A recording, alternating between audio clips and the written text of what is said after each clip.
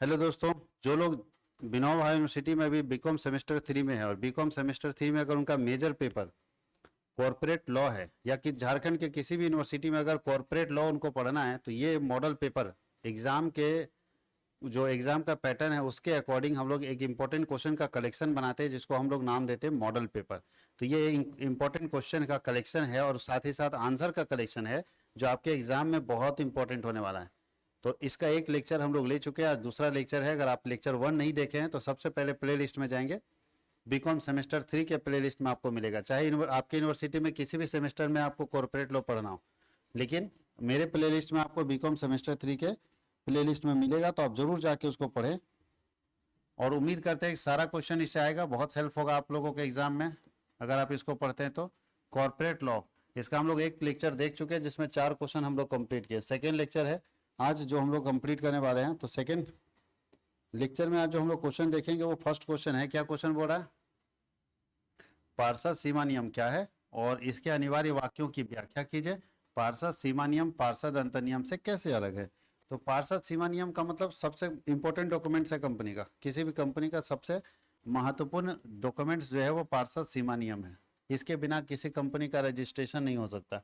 तो बोलता है कि ये सबसे इंपॉर्टेंट डॉक्यूमेंट्स है जिसके बिना कंपनी का, देखो लिखा है, कोई भी कंपनी बिना पार्षद सीमा नियम के पंजीकृत नहीं हो सकती। यानी रजिस्ट्रेशन कराने के लिए उनको पार्षद सीमा नियम बनाना अनिवार्य है। पार्षद सीमा नियम में क्या क्या विशेषताएं होती है? तो पहला है कि ये आधारभूत डॉक्यूमेंट्स है जिसका बनना और जिसका रहना किसी भी कंपनी के लिए जरूरी है। इसे कंपनी का चार्टर कहा जाता है। इसे क्या कहा जाता है?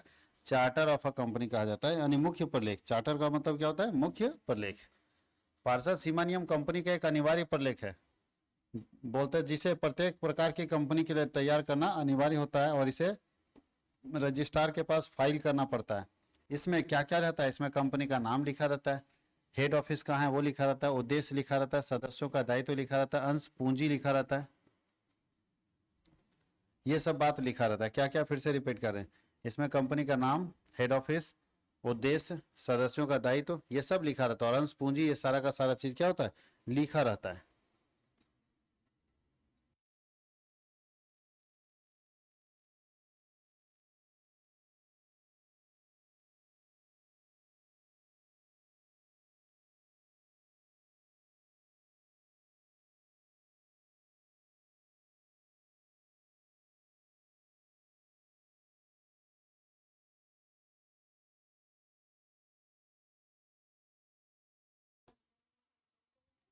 अब आगे क्या है कि पार्षद सीमा नियम का कंपनी अधिकारों, ध्यान दीजिएगा, पार्षद सीमा नियम में कंपनी के अधिकारों की सीमाओं का निर्धारण रहता है कि क्या कंपनी का अधिकार है। पार्षद सीमा नियम में कंपनी के अपरिवर्तनशील प्रलेख होता है। मतलब अपरिवर्तनशील प्रलेख का मतलब होता है पार्षद सीमा नियम एक ऐसा डॉक्यूमेंट्स है जो कि परिवर्तन जिसमें नहीं करना होता है। जो एक बार बन गया सो बन गया। आप अब कंपनी का नाम परिवर्तन करना थोड़ा मुश्किल है, थोड़ा सा मुश्किल काम है। वैसे कुछ कुछ ऐसी परिस्थितियां हैं जिसमें इसमें परिवर्तन भी कर सकता है, यानी कंपनी का नाम भी बदला जा सकता है, लेकिन जनरली ये परिवर्तित नहीं होता है। यह एक सार्वजनिक प्रलेख है जो हर व्यक्ति को पता होगा, नहीं इसको आपको एक कंपनी को जनता के सामने प्रेजेंट करना होगा। कोई छिपाओ डॉक्यूमेंट्स नहीं, पब्लिक डॉक्यूमेंट्स है जिसकी जानकारी हर व्यक्ति के पास होगा। और पार्षद सीमा नियम बाहरी व्यक्तियों तथा कंपनियों के मध्य एवं कार्यों का नियमन कैसे होगा, उसका नियंत्रण कैसे होगा, वो सारा चीज बताता है। दूसरा है पार्षद अंतर नियम। पार्षद अंतर नियम में क्या है? कंपनी कंपनी के अंदर के नियम। यह एक ऐसा प्रलेख है जिसमें कंपनी चलाने के अंदर के नियम लिखे होते हैं। यानी पार्षद अंतर नियम में एक ऐसा प्रलेख है जिसमें कंपनी के अंदर के नियम लिखे होते हैं। कंपनी कैसे चलेगी, उसके सदस्यों का अधिकार क्या होगा, उसके चलने के क्या रूल्स है, शेयर अगर फॉरफिट कर रहे हैं तो कैसे उसको लिखेंगे, रीइशू कर रहे हैं तो कैसे लिखेंगे, वो अंडर सब्सक्रिप्शन के केस में क्या होगा, ओवर सब्सक्रिप्शन के केस में क्या होगा, एरियर होगा तो क्या करेंगे, एडवांस होगा तो क्या करेंगे, सारी बातें। क्योंकि कंपनी आप चला रहे हैं तो जो कंपनी में प्रॉब्लम्स आते हैं उसको आपको पहले से डिफाइन करना होगा। अंतर नियम का बोलता है ये कंपनी के समामेलन के अधीन होता है। बोलता है ये रजिस्ट्रेशन के टाइम जरूरी नहीं होता है, कंपनी चलाने के लिए जरूरी होता है। यह एक सार्वजनिक दस्तावेज है, ये भी एक लीगल डॉक्यूमेंट्स है जिसका रजिस्ट्रार के पास रजिस्ट्रेशन होता है। और कंपनी के आंतरिक नियम होते हैं। इसमें क्या लिखा होता है? कंपनी का आंतरिक और अंशधारियों का हित लिखा होता है। सदस्यों के आपसी अधिकार इसमें जुड़े होते हैं। कंपनी के आंतरिक प्रबंधन के लिए बनाई गई नियमावली इसमें लिखी होती है। और न्यायाधीश चार, ये तो लिखा है, परिभाषा दिया है कि पार्षद अंतर नियम एक ऐसा दस्तावेज है जो कंपनी के सदस्यों के आपसी अधिकारों और उन रीतियों का नियमन करता है जिनके मुताबिक कंपनी का कारोबार चलाया जाएगा। यानी ये ऐसा डॉक्यूमेंट्स है जो कंपनी के सदस्यों के अधिकारों को वर्णित करता है कि एक कंपनी आखिर अपने कैसे बिजनेस को चलाएगी, उसमें सदस्यों का अधिकार क्या होगा। उसके लिए जो डॉक्यूमेंट्स तैयार किया जाता है उसको हम लोग क्या बोलते हैं, पार्षद अंतर नियम। अब दोनों में अंतर देख लीजिए। विषय सामग्री, इसमें कंपनी का नाम, कंपनी का उद्देश्य है ना, कंपनी के सदस्यों का दायित्व, ये सब लिखा होता है। जबकि अच्छा उल्टा लिखा गया,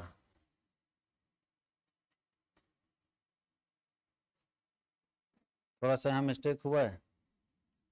मेमोरेंडम ऑफ एसोसिएशन में पार्षद अंतर नियम लिखा गया है और ये होना चाहिए सीमा नियम, ठीक है। तो इंग्लिश में थोड़ा गलत लिखा है, हिंदी ठीक है, सीमा नियम सीमा ठीक है। तो ये हिंदी वाले को मानिएगा, ठीक है। अंतर नियम है ये मेमोरेंडम ऑफ, ये है मेमोरेंडम ऑफ एसोसिएशन और है आर्टिकल ऑफ एसोसिएशन, ए वो ए, इंग्लिश में थोड़ा सा मिस्टेक लिखा है तो बाकी ठीक है।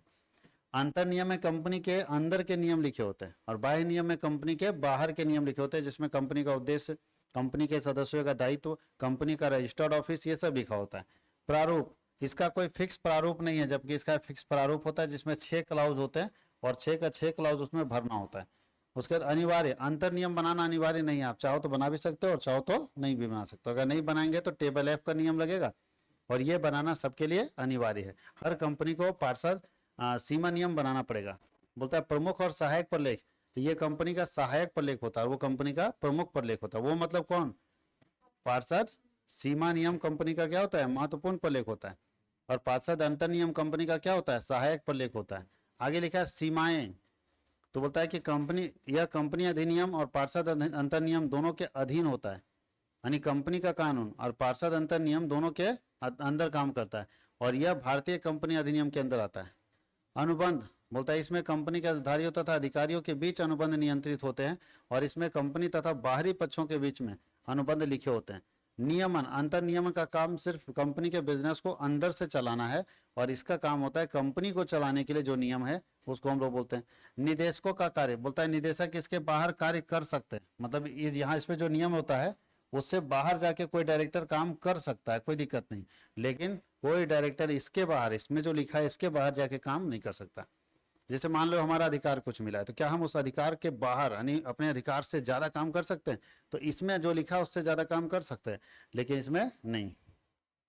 स्पष्टीकरण, सीमा नियम का बोलता है, यह सीमा नियम को स्पष्टीकृत करता है। अंतर नियम जो है वो बाहर सीमा नियम को स्पष्टीकृत करता है, जबकि वो किसी का स्पष्टीकरण नहीं करता। परिवर्तन, बोलता है अंतर नियमों को अंशधारी विशेष प्रस्ताव पास करके, जो कंपनी के अंदर का नियम है, तो अगर सारा शेयर होल्डर चाहेगा तो विशेष प्रस्ताव पास करके परिवर्तित कर सकता है, जबकि इसको बदलना आसान नहीं है। जैसे इसमें फॉरफीचर का कुछ नियम था, बाद में सारे शेयर होल्डर को लगा कि ये नियम गलत है, तो सारा शेयर होल्डर बैठेगा, मीटिंग करेगा, विशेष प्रस्ताव पास करेगा, नियम चेंज कर देगा। बात समझ गए, अंदर का नियम है तो हम लोगों का नियम है, हम लोग जब चाहे चेंज कर सकते हैं। कार्यों का पुष्टिकरण, काम हुआ है कि नहीं हुआ है, तो बोलता है कि कंपनी के ग्राहकों से अंतर नियम की जानकारी होनी चाहिए। जो भी कंपनी का ग्राहक है उसको ये जानकारी होनी चाहिए कि बिजनेस चलाने के अंदर का नियम क्या है, उसको पता होना चाहिए। और बोलता है कि अगर कोई ग्राहक कंपनी के साथ कोई ऐसा निबंध करता है जिसके पार्षद सीमा नियम आज्ञा नहीं देता है, तो उसे अनुबंध के वह अधिकरण द्वारा पुष्टि नहीं कर सकता। अगर लगता है कहीं पर अच्छा कोई कॉन्ट्रैक्ट हुआ कंपनी का हमारे साथ और कंपनी हमको बोली सतीश जी आप इसको कहीं भी डिस्क्लोज नहीं कीजिएगा, तो हम कहीं भी डिस्क्लोज नहीं कर सकते। शामिल होना, बोलता है पार्षद अंतर नियम में पार्षद सीमा नियम शामिल होता है, जबकि सीमा नियम में अंतर नियम शामिल नहीं होता। उल्लंघन, अगर कोई व्यक्ति उल्लंघन करता है अंतर नियम का तो बहुत ज्यादा परेशानी नहीं, सीमा नियम का उल्लंघन करेंगे तो फिर दिक्कत होगा वहाँ। संचालकों की नियुक्ति के संदर्भ में क्या अधिनियम 2013 में क्या प्रावधान दिए गए, तो पहले ये बताइए डायरेक्टर कौन होता है, तो डायरेक्टर वो होता है जो कंपनी को चलाता है। अब डायरेक्टर दो तरह का, रेगुलर डायरेक्टर और इंडिपेंडेंट डायरेक्टर। रेगुलर डायरेक्टर ऐसा डायरेक्टर है जो हमेशा आपके लिए बिजनेस में डायरेक्टर बना रहेगा, और एक होता है इंडिपेंडेंट स्वतंत्र निदेशक, जो आपके बिजनेस में नहीं है, बाहर से आपको सपोर्ट करेगा। तो जो डायरेक्टर आपको बाहर से सपोर्ट करेगा उसको हम लोग बोलते हैं स्वतंत्र निदेशक, और जो रेगुलर मेरे बिजनेस में काम करता है उसको हम लोग बोलते हैं रेगुलर या सामान्य निदेशक। और निदेशकों की संख्या आपको पता होनी चाहिए कि मिनिमम 3 है पब्लिक कंपनी में और मैक्सिमम 15 है, जो कि यहाँ लिखा हुआ है। अब कैसे अपॉइंट करेंगे, कैसे उनकी नियुक्ति करेंगे, देखिए किसी भी निदेशक को नियुक्ति तभी करेंगे जब पहला वर्णित प्रावधानों के अतिरिक्त प्रत्येक निदेशक की नियुक्ति के लिए साधारण सभा कंपनी द्वारा बुलाई जानी चाहिए। बिना बोर्ड ऑफ डायरेक्टर का मीटिंग किए किसी को भी आप डायरेक्टर नहीं बना सकते। किसी व्यक्ति को तब तक निदेशक के रूप में नियुक्ति नहीं किया जाएगा जब तक कि उसे धारा 154 के अधीन निदेशक पहचान संख्या, कल ही बता रहे थे, किसी को डायरेक्टर बनने के लिए DIN नंबर होना चाहिए। तो अगर DIN नंबर है तो बनेगा। पहला चीज क्या है कि किसी को निदेशक बनाने के लिए कंपनी की साधारण सभा बुलाई जानी चाहिए। आप किसी को निदेशक चुनना है कि इसको डायरेक्टर बनाएंगे तो साधारण सभा बुलाइए, वहां पे प्रपोजल पास कीजिए, फिर बना दीजिए। दूसरा, उसके पास DIN नंबर होना चाहिए तभी बनेगा। तीसरा और क्या है, साधारण सभा में या कंपनी द्वारा निदेशक के रूप में नियुक्त किए जाने के लिए प्रस्तावित प्रत्येक व्यक्ति अपनी पहचान संख्या और घोषणा पत्र में लिखेगा कि मैं घोषणा करता हूं कि मैं आज से इस कंपनी का निदेशक पद संभाल रहा हूं, आज से जितनी गलतियां अगर कुछ होती है तो उसके लिए मैं रिस्पॉन्सिबल हूं। ये देखिए लिखा है। निदेशक के रूप में नियुक्त कोई व्यक्ति तब तक निदेशक के रूप में काम नहीं कर पाएगा जब तक कि वह ऐसे निदेशक का पद धारण करने की अपनी सहमति ना दे दे। वो लिखित जब तक नहीं देगा तब तक डायरेक्टर नहीं। अब देखिएगा, कोई मुख्यमंत्री बनता है या मंत्री बनता है तो शपथ लेता है कि नहीं? विधायक तो है ही, लेकिन विधायक बनने के बाद मंत्री जब बनता है शपथ लेता है, तो शपथ लेने से भी काम नहीं चलेगा। पावर उसको तब मिलेगा जब शपथ लेने के बाद देखना बैठ के वो सिग्नेचर करता है, साइन करता है। इसका मतलब अपनी सहमति देता है। वो तो बोल के दिया, अब बाद में बोलेगा हम कहाँ, हम मंत्री नहीं है, तो भाई सिग्नेचर करा लेते हैं राज्यपाल या राष्ट्रपति। अगर देश में है तो राष्ट्रपति और राज्य में है तो राज्यपाल उसको सिग्नेचर करा लेते हैं, साइन करो कि आज से तुम ये मंत्री हो। और जब हम हटेंगे तो उसमें साइन करके फिर हट जाएंगे। ध्यान दीजिए, हटने के बाद भी साइन करना जरूरी है, नहीं तो कोई भी गलती होगा तो आप फंस जाओगे, क्योंकि आप उस समय उस पद पर थे।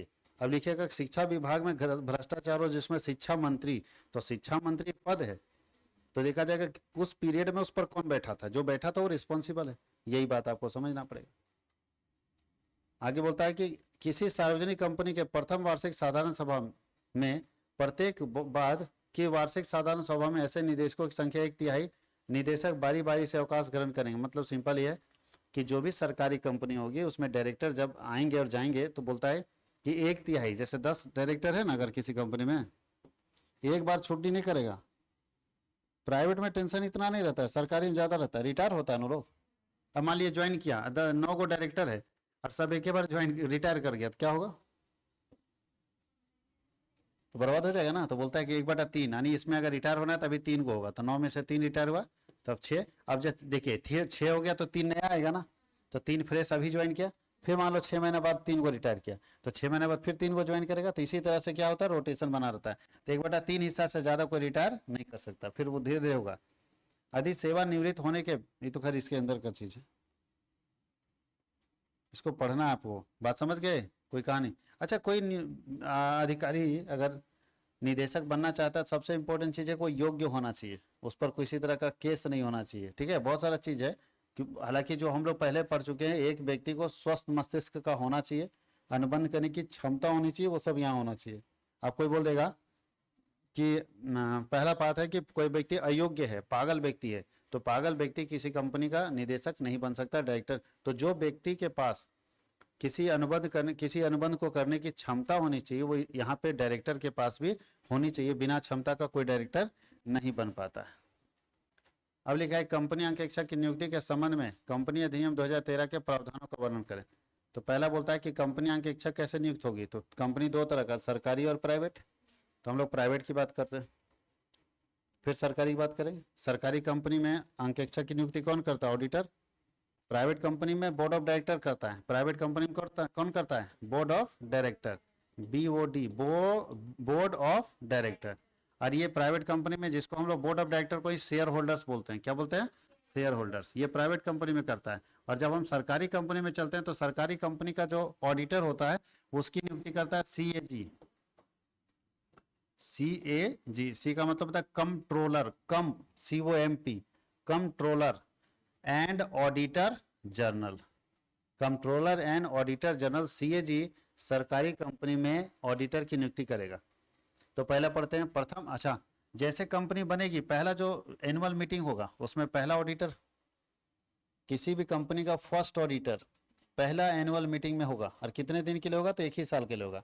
मतलब अभी अगर ऑडिटर हम अपॉइंट कर रहे हैं तो सिर्फ अगले एनुअल AGM तक का कर रहे हैं। एनुअल जनरल मीटिंग को AGM बोलते हैं। क्या बोलते हैं? AGM। तो मान लिया आज हम किसी को ऑडिटर बना दिए, तो आज AGM हुआ, ये ऑडिटर का कार्यकाल सिर्फ तभी तक है जब तक सेकेंड एजीएम नहीं हो जाता। क्योंकि होता क्या ना कि अभी आप कंपनी खोले हो तक बकाहट में कोई आदमी को ऑडिटर बना दिए, बाद में 1 साल बाद जब हम सेकेंड एजीएम 1 साल बाद होगा ना, हर साल में एजीएम होता है। एजीएम का फुल फॉर्म क्या है? एनुअल जनरल मीटिंग, वार्षिक साधारण सभा। कंपनी क्या करती है ना, पूरे वर्ष भर धंधा कर लेती है और सबसे लास्ट में एक सभा बनाती है, बुलाती है, जिसमें सारे बड़े बड़े शेयर होल्डर आते हैं और बैठ के कंपनी के फ्यूचर प्लान के लिए स्ट्रेटजी बनती है। तो जो दूसरा एजीएम होगा तभी तक के लिए ऑडिटर है। उसके बाद यहाँ से जो ऑडिटर आएगा वो कितने साल के लिए होगा? 5 साल के लिए। पहला ऑडिटर कितने साल के लिए? 1 साल के लिए। देखिए लिखा होगा, प्रथम वार्षिक साधारण सभा में कंपनी के अंकेक्षक की नियुक्ति की जाएगी। पहला मीटिंग में आप कर लीजिए, किसी सूचीबद्ध कंपनी की कुछ दशाओं में अंकेक्षक की नियुक्ति या पुनः नियुक्ति नहीं की। कुछ दशा है जहां नहीं करता है। अब मिलियन रैंक ऑडिटर तो नहीं कर पाता है। किसी कंपनी के सदस्यों को प्रावधान को हल करने का अधिकार दिया गया है। देखिए अंकेक्षक की अदला बदली हो सकती है। सरकारी कंपनियों का अंकेक्षक कौन नियुक्त करता है? अभी बता चुके, CAG, controller and auditor general. पर देखो यहाँ प्रथम अंकेक्षक की नियुक्ति बोर्ड द्वारा की जाएगी। बोर्ड, कौन बोर्ड? Board of director. अंकेक्षक का आकस्मिक रिक्त बोर्ड द्वारा भरे जाएंगे। अगर अचानक सीट खाली हो गया तो कौन भरेगा? बोर्ड ही भरेगा, क्योंकि ऑडिटर अपॉइंट करने का पावर सिर्फ शेयर होल्डर के पास है। अब कंपनी के चपरासी और मैनेजर अपॉइंट कर पाएगा ऑडिटर को। अवकाश ग्रहण करने, अगर कोई ऑडिटर रिटायर हो गया, 60 साल उसका पहले हो गया, तब क्या करेंगे? तो ऐसी स्थिति में भी कौन नियुक्ति करेगा? बोर्ड। और विद्यमान अंकेक्षक का अंकेक्षक बना रहना अगर संभव नहीं है तो भी बोर्ड निर्धारित करेगा। कभी कभी होता है ना, सीए अभी हमारे जो प्रेजेंट में है वो करप्शन के केस में फंस गया और आईसीएआई जो है, जो इसको सीए का डिग्री दिया है, ये बोला कि इसका सदस्यता रद्द करो, लाइसेंस कैंसल, अब इसका सीए का डिग्री छीन लो। तो छीन लो मतलब तब आप सीए बन के नहीं रख सकते मेरे यहाँ। तो ऐसे में बोर्ड ऑफ डायरेक्टर नियुक्त करता है और बोलता है अंकेक्षक समिति की दशा में अंकेक्षक की नियुक्ति की जाएगी। कहीं कोई दिक्कत है? आगे बोलता है अंश तथा अंश पूंजी में की व्याख्या करें, इसके प्रकारों का वर्णन करें। अंश का मतलब क्या होता है?